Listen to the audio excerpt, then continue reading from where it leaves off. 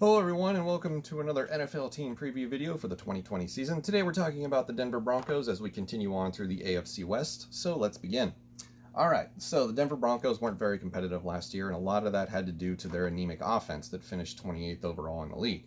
The Joe Flacco experiment did not work out, as did he basically took the same route as Trevor Siemian and Paxton Lynch before him, and they are still struggling to find a replacement quarterback since Peyton Manning left town after Super Bowl 50. But it does look like Drew Lock could be that person to take over and be a franchise quarterback after he came in last season after the injury.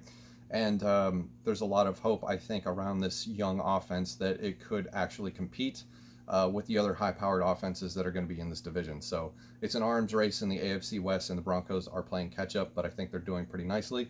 Before we get into the roster projected depth chart for the starting positions this year, let's take a look at the 2019 recap.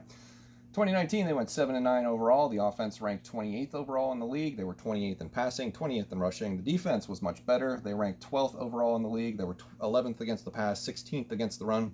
Vic Fangio is your head coach. Second year, and with a career record of 7-9 with the Broncos. He's only been there 1 year. 2018, they went 6-10. 2017, they were 5-11. 2016, they were 9-7, and in 2015, they were 12-4. So they've sort of plateaued, have not really reached critical mass with a bad 3-13 or 2-14 season that winds them up having the number 1 overall pick, but. There's still a long way to go, and they're in a very competitive division that has very good offenses that they're going to need to shut down. Luckily, this defense is pretty good, and I think Vic Fangio is the right head coach for this team moving forward. So let's go ahead and take a look at the projected starting depth chart for the Denver Broncos for the 2020 season. And we're going to start on the offense, and we're going to start with Drew Lock, who, of course, as we already mentioned, missed most of last season with an injured thumb, I believe it was. And that caused Joe Flacco to participate more than I think anybody really wanted him to. But when Drew Lock did get to play, I think he went 4-1. I think it was 100 completions, 151 attempts, if I remember correctly. Didn't look that bad. So there is hope for Drew Lock, and I think this offseason they believe in him, and they're going to give him a chance to really explode with the talent that they put around him. They brought in Melvin Gordon from the Chargers in free agency, who will solidify a already good, stable running back group that features Phillip Lindsay and Royce Freeman. Royce Freeman's been kind of a disappointment since he was drafted higher and expected to do more, as opposed to Phillip Lindsay, who has been a 1,000-yard running back who was an undrafted free agent. At the wide receiver position this year, they loaded up in the draft with Jerry Jeudy in the first round, KJ Hamler, and Deshaun Hamilton. Those three rookies will probably take a big load off of Cortland Sutton, who faced a lot of double teams last year after Emmanuel Sanders was traded. Jerry Jeudy was my absolute favorite wide receiver in this past year's draft. Pretty close to CeeDee Lamb, but I believe Jerry Jeudy should be dynamic enough to make an immediate contribution to this team. And KJ Hamler and Deshaun Hamilton will fill roles in nicely. The thing that works against them, of course, is that rookie wide receivers don't typically tend to be hyper productive in their first seasons. You're always going to have guys like your Randy Moss, or even last year, you're going to have guys like Terry McLaurin and DK Metcalf who do well as rookies, but it doesn't always work that way. So going with 3 in this year means maybe they'll hit one of them, and I think it would probably be Jerry Jeudy. And Cortland Sutton is already a well-established wide receiver weapon for them. So this offense in the passing game should do much better. For the tight end position, they have Noah Fant, Jake Butt. Noah Fant was one of those highly touted tight ends coming out of Iowa last year with him and TJ Hawkinson. So they have some pretty dynamic pass catchers there as well. They also drafted Albert O this past draft out of Missouri. I'm not going to try to pronounce his last name right now because I'm just going to butcher it, and nobody needs to hear that. For the offensive line, this is probably where they have the most critical question is at left tackle with Garrett Bowles. Likely they're going to move on from him pretty soon, but for right now, he's still their best option. Left guard, I really like Dalton Risner, who was drafted from Kansas State 2 years ago. He was one of my favorite guards after the Senior Bowl. Offensive lineman, if you will. I didn't really know where exactly he was going to play. They brought in Glasgow from Detroit in free agency to play center. He's a well-established veteran, so that should be an improvement at that position. Wilkinson at right guard is a possibility. Also, they could pencil in Lloyd Cushenberry, who they drafted from LSU. And then you have James at right tackle. That is your offense. I think it could be pretty good this year if everything works out and Garrett Bowles can play up to expectations, which is still a possibility. He still has a chance And this offense looks like it could be dynamic, and it needs to be dynamic because the other offenses in this division are already at that kind of level. We have a lot of good offenses in the AFC West. This is an arms race. Don't forget that.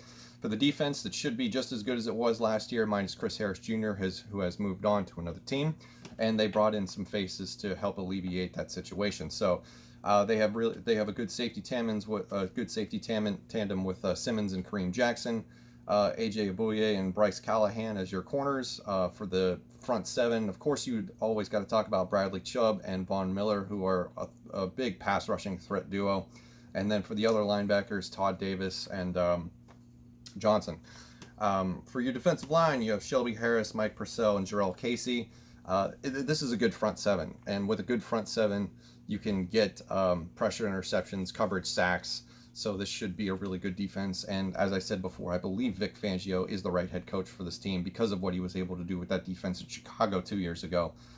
So this to me, from an outsider's perspective, not as a Broncos fan, is pretty hopeful, this situation, despite losing Chris Harris, which I think we all kind of figured was going to happen anyway. So that is your projected starting depth chart for the Denver Broncos for 2020. Let's take a look at the schedule. It's not easy because of the divisions that they've been matched up with, the NFC South and the AFC West. So you start with a home game against the Titans, a road game against the Steelers. Tom Brady comes to town with the Tampa Bay Buccaneers, road games against the Jets and Patriots. You got the Dolphins and Chiefs at home, and then your bye week is week 8, and then you end the first half of the season with a road game in Atlanta.